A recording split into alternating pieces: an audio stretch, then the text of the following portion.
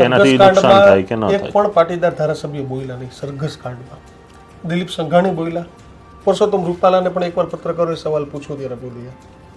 બાકી સુરતથી અલ્પેશભાઈ બોલતા હતા કે આ ખોટું થયું છે, આવું થયું છે, તેવું થયું છે. સરઘસ કાંડ એક કેવી વસ્તુ હતી કે એ એક વસ્તુ તો હતી કે ભાઈ એમાં જે પણ લેટર લખાણો, જે પણ કાંડ થયો એ કાંડ તો થયો જ હતો, અને કૌશિકભાઈને બદનામ કરવા માટેની વસ્તુ હતી એ પણ હકીકત હતી. હવે એનાથી વિપરીત મુદ્દો ક્યારે બન્યો કે જ્યારે એ સરઘસ નીકળ્યો. જો સરઘસ ના નીકળ્યું હોત તો એ મુદ્દો ઓકે જ હતો.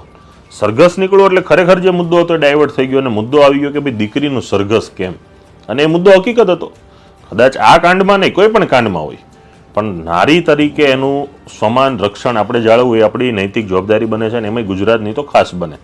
કેમ કે આપણે અહીંયા કોઈ પણ દીકરી હોય, મહિલા હોય, નારી હોય એને અલગ રીતે જોઈએ છીએ, એક શક્તિ સ્વરૂપ માનીએ છીએ. ત્યારે કોઈ પણ મહિલાનું સન્માન આવી રીતે અપમાન એનું થાય તો સ્વાભાવિક છે કે એની સામે બોલવું જોઈએ. અને સરકાર તરીકે પણ સરકારે પણ ઘણી એમાં પ્રયાસ કર્યા, અને સરકારે પણ કબૂલું, સરકારના પ્રવક્તાએ પણ કબૂલું કે આમાં કંઈક ને કંઈક કોઈની ભૂલ થઈ છે. જેની ભૂલ છે એના હું તો માનું છું કે એમાં પોલીસ તંત્રની સંપૂર્ણ ભૂલ છે. ન્યાયના ઉચ્ચ અધિકારીઓએ આની ખાસ કાળજી રાખવી જોઈએ. હવે આમાં જે વાત હતી સ્વાભાવિક છે કે જે આખી મેટર હતી એ મેટર આખી એક પોલિટિકલ હતી, એક જ પક્ષની મેટર હતી, ભારતીય જનતા પાર્ટીના અલગ અલગ ગ્રુપોની મેટર હતી. તો જ્યારે આવી કોઈ પણ મેટર હોય કે અલગ અલગ પક્ષોની મેટર હોય કે પોલિટિકલ મેટર હોય, ત્યારે અધિકારીઓએ ખૂબ સંયમતાથી કામે લેવું જોઈએ. કેમ કે પોલિટિકલ બાબતની અંદર દરેક વ્યક્તિ પોતપોતાના લાભ જોતા હોય છે.